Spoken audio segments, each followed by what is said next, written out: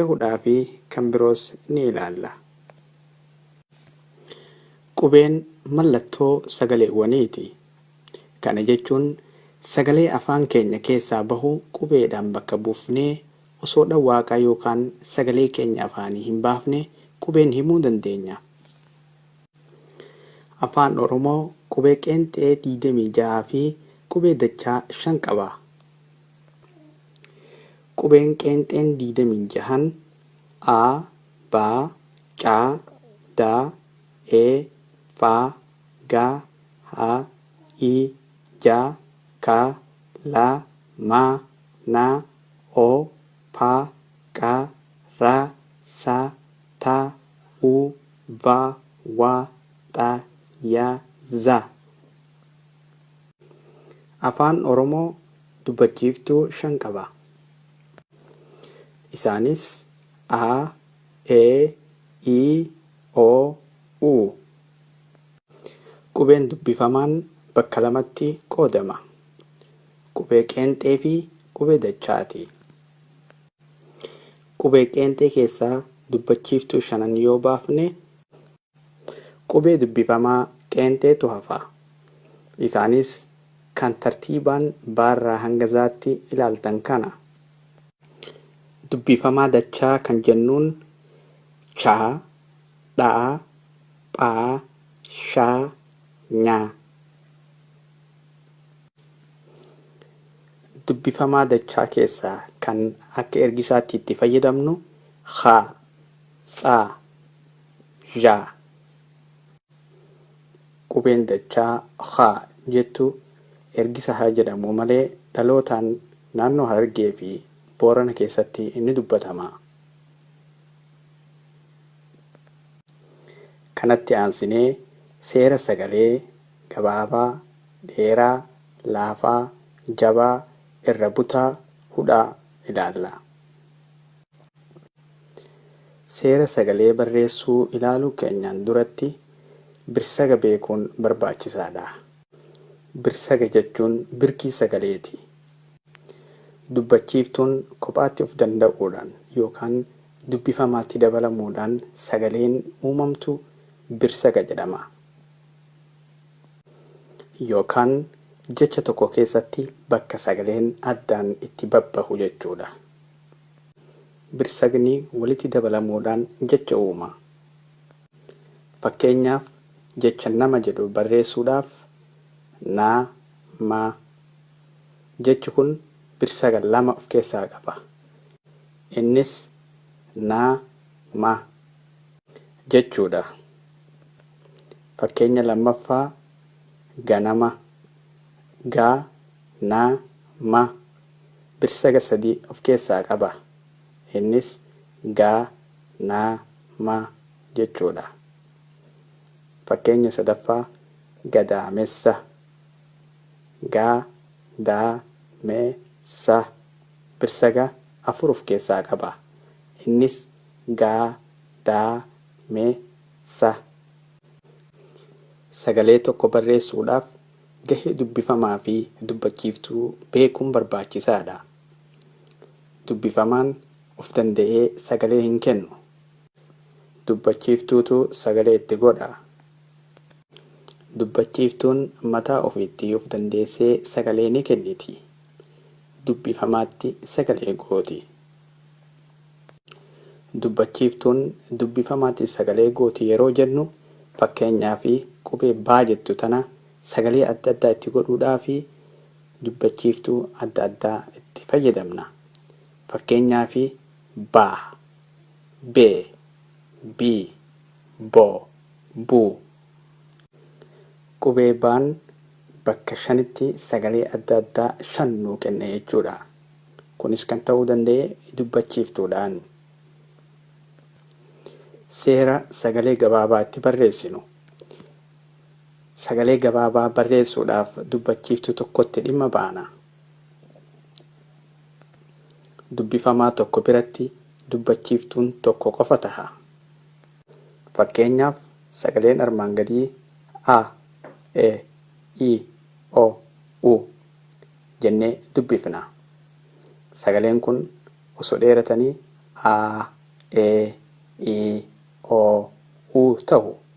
Garuu sagalee gabaabaa waan ta'aniif a, e, i, o, u goonee dubbifna. Ba, be, bi, bo, bu, ca, ce, ci, co, cu, da, de, di, do, du. Fakkeenya jecha sagalee gabaabaa of keessaa qabu yoo ilaalle ga, ma, gama, la, fa, lafa, bo, na, bona, ma, na, mana. Amma jechi lafa jedhu kun osoo dheeratee laafaa laafaa ta'a jechuudha. Waan gabaabateef lafa ta'e. Sagalee dheeraa kan jennuun dubbachiiftuun gosa tokko lama walitti aantee yeroo barreeffamtu. Fakkeenyaaf sagalee armaan gadii yeroo dubbifnu a, e, i, o, u, ba, be, bi, bo, bu, ca, ce, ci, co, cu, da, de, di, do, du. Sagalee dheeraa jechuun yeroo sagalee san baafnu kan harkifatu jechuudha karaa biraatiin. Fakkeenya jecha sagalee dheeraa qabuu yoo fudhanne laa, faa, laafaa, laafaa, gaa, dii, gaadii, dheeraa, dheeraa, baatii, baatii.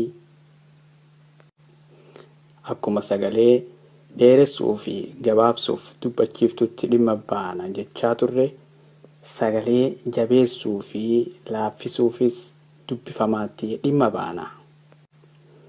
Sagalee jabaa keessatti dubbifamaan wal fakkaatu gosa tokko lama walitti aanee dhufa. Fakkeenyaaf ga, na, ganna. Naan lamaan walitti aantee barreeffamtee ni mul'atti. Haa, tu, hattu.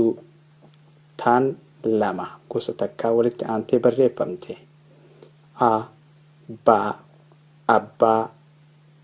Baan gosa tokko lama walitti aanee barreeffamuun jechi sun jabaachuu mul'isa. Seera sagalee jabeessuu hordofnee akka dogongora hin uumne bakka seerri kun itti hin dalaynetu jira. Fakkeenyaaf jalqaba jechaa irratti dubbifamaan gosa tokko lama walitti aanee hin barreeffamu. Fakkeenyaaf mormuu kan jedhu mormuu maan lamaan jalqaba irratti walitti aante sun dogongora. Afaan Oromoo keessatti haala kanaan hin barreeffamu.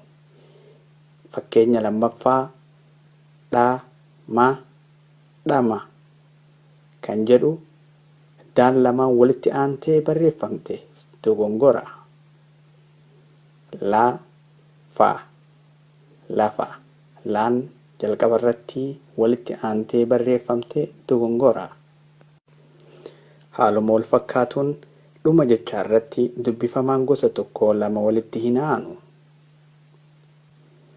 Fakkeenyaaf asitti taan dhuma irratti dubbachiiftuu malee walitti aantee barreeffamte dogongora.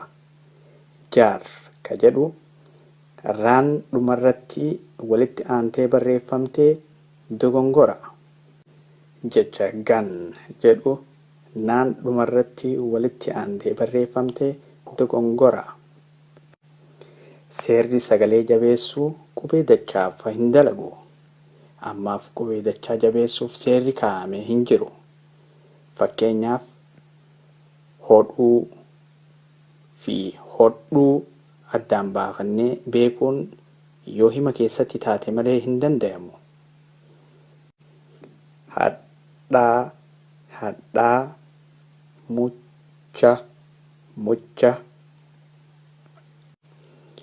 qubee afaan Oromoo keessatti sagalee laafaa barreessuuf dubbifamaa tokko qofatti dhimma baana.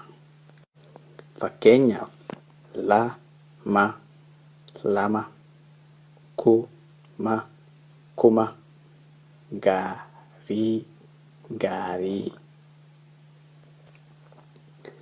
Sagalee irra butaa.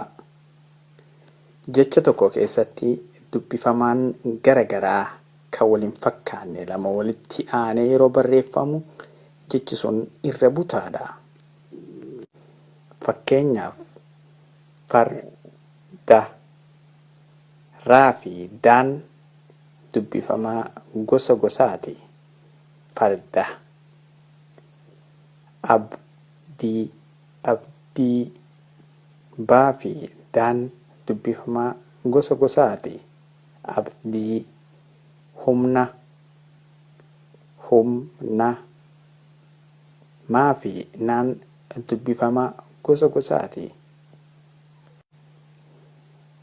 Sagalee hudhaa. Afaan Oromoo keessatti dubbachiiftuun gosa tokkoo sadii walitti aantee hin barreeffamtu.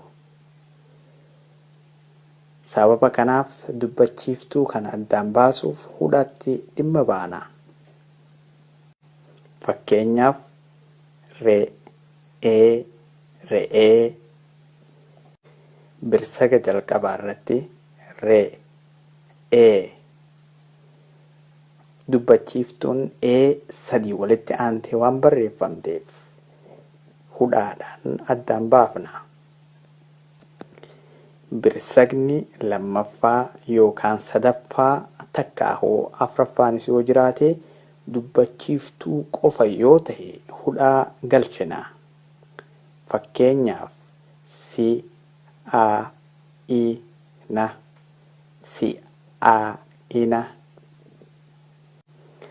Birsaga lammaffaa irratti fi birsaga sadaffaa irratti dubbachiiftuun kophaa waan ta'aniif hudhaadhaan addaan baafna.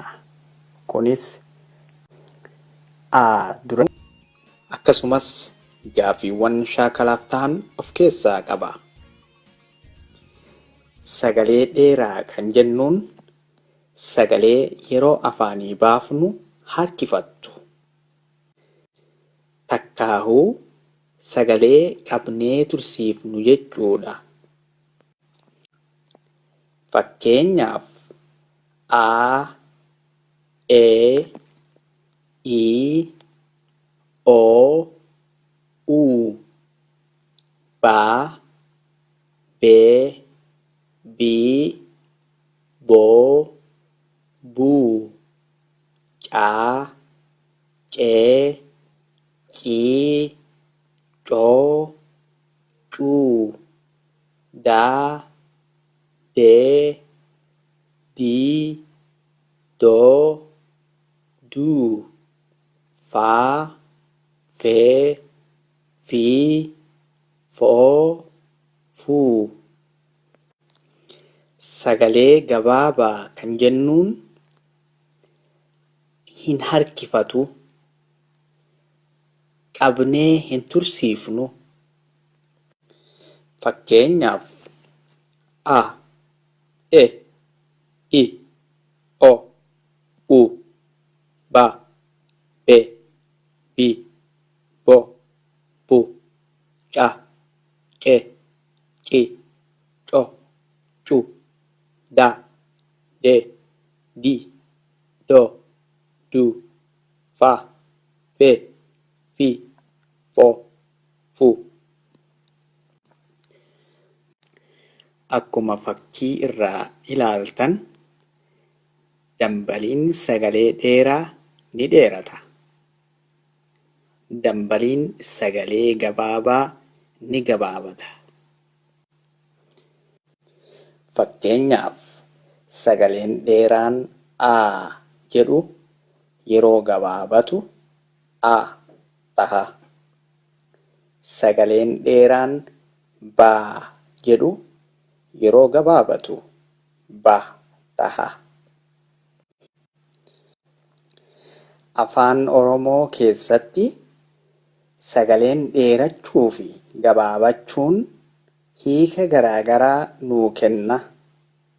Fakkeenyaaf sagalee dheeraa karaa harka bitaa irratti argamu yoo laalle laa, faa yoo walitti daballe laafaa taha. Sagalee gabaabaa karaa harka mirgaatiin jiru yoo ilaalle la, fa yoo walitti daballe lafa taha. Kanaafuu hiikkaan jechoota lamaanii garaa gara.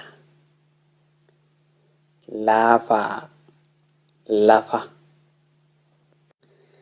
Sagaleen dheeraan boo, naa yoo walitti daballe boonaa taha. Sagaleen gabaabaan bo, na yeroo walitti daballu bona taha. Sagaleen dheeraan aa, naa, aanaa. Sagaleen gabaabaan aa, na, ana, ana. Abba jennee kana kanumaan jalqabna afaanuma keenyaan katabnee dubbisna. Afaanuma keenyaan katabnee dubbisna. Abba jennee kana kanumaan jalqabna afaanuma keenyaan katabnee dubbisna. Kanatti aansee gaafiiwwan shaakalaaf tahantu dhiyaata. Shaakaluudhaaf waan irratti barreeffattan qopheeffadhaa. Qalama fi waraqaa takkaahuu waan irratti barreessuuf isiniif tolu qopheeffadhaa. Deebii isaa erga yaaltaniin booda sirrii fi sirrii tahuu dhabuu keessan viidiyoo kana gara dhumaarratti deebiin isiniif kennama. Abba jennee kana kanumaan jalqabna afaanuma keenyaan katabnee dubbisna. Afaanuma keenyaan katabnee dubbisna. Jecha bakka duwwaatti galuun malu filadhaa. Gaafii tokkoffaa. Yaa ilma koo hunda caali. Jecha caali jedhu jechoota armaan gaditti tarreeffaman keessaa filadhaa. Gaafii lammaffaa.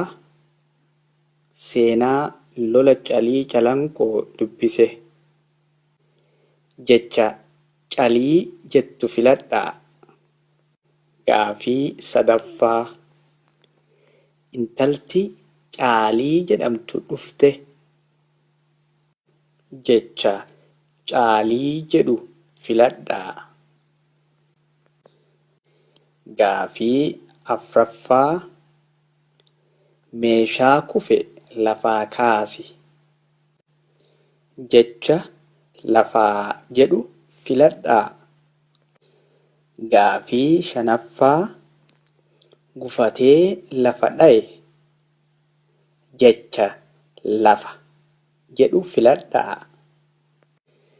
Gaafii jahaffaa. Qubee barachuun laafaa. Jecha laafaa jedhu filadhaa. Gaafii torbaffaa. Baajatni aanaa keenyaa xiqqaadha. Jecha aanaa jedhu filadhaa. Gaafii saddeettaffaa. Maaliif ana rakkifta? Ana jecha jedhu filadhaa. Gaafii saglaffaa. Anaa manaa bahaa jiru dhufte. jecha anaa jedhu filadhaa. Gaafii kurnaffaa roobni bona hin roobu. Jecha bona jedhu filadhaa. Gaafii 11ffaa mucaan kun boonaa jedhama. Jecha boonaa jedhu filadhaa. Gaafii 12ffaa barana bonaa fi ganni tokko tahe. Jecha bonaa jedhu filadhaa. Abbaa jennee kana kanumaan jalqabna afaanuma keenyaan katabne dubbifna. Afaanuma keenyaan katabne dubbifna. Abbaa jennee kana kanumaan jalqabna afaanuma keenyaan katabne dubbifna. Deebii gaafii tokkoffaa yaa ilma koo hunda caali. A caali caali. Ba calii calii. Ca caalii caalii. Kanaafuu deebiin A taha. Caali kan jedhu. Deebii gaafii lammaffaa seenaa lola calii calanqoo dubbise. A caali caali. Ba calii calii. Ca caalii caalii. Kanaafuu deebiin baadha. Calii kan jedhu ta'a. Deebii gaafii sadaffaa intalti caalii jedhamtu dhufte. A caali caali. Ba calii calii. Ca caalii caalii. Kanaafuu deebiin caalii kan jedhu taha. Deebii gaafii afraffaa meeshaa kufe lafaa kaasi. A lafaa lafaa. Ba lafa lafa. Ca laafaa laafaa.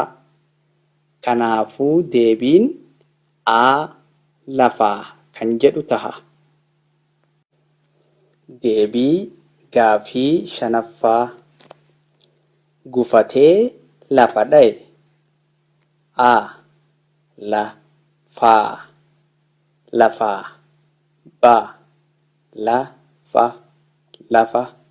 Ca laafaa laafaa. Deebiin ba lafa kan jedhu taha. Deebii gaafii jahaffaa qubee barachuun laafaa. A lafaa lafaa. Ba lafa lafa. Ca laafaa laafaa. Deebiin ca laafaa kan jedhu taha. Deebii gaafii torbaffaa baajatni aanaa keenyaa xiqqaadha. A aanaa aanaa. Ba ana ana. Ca naa anaa. Deebiin aanaa. Deebii gaafii 8ffaa maaliif ana rakkifta? Naa aanaa na ana naa anaa. Deebiin ana. Deebii gaafii 9ffaa anaa manaa bahaa jiru dhufte. Naa aanaa na ana naa anaa. Deebiin anaa kan jedhu taha. Deebii gaafii 10ffaa roobni bona hin roobu. Boonaa bona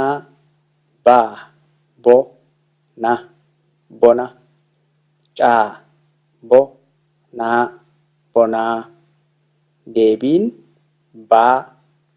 bona taha. Deebii gaafii 11ffaa mucaan kun Boonaa jedhama. Boonaa bona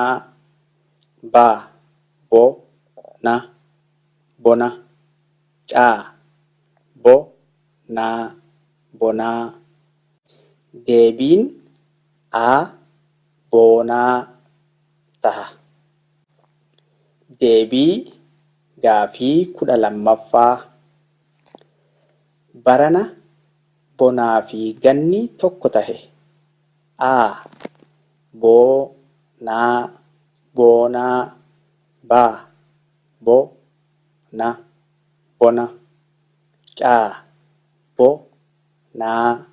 bonaa.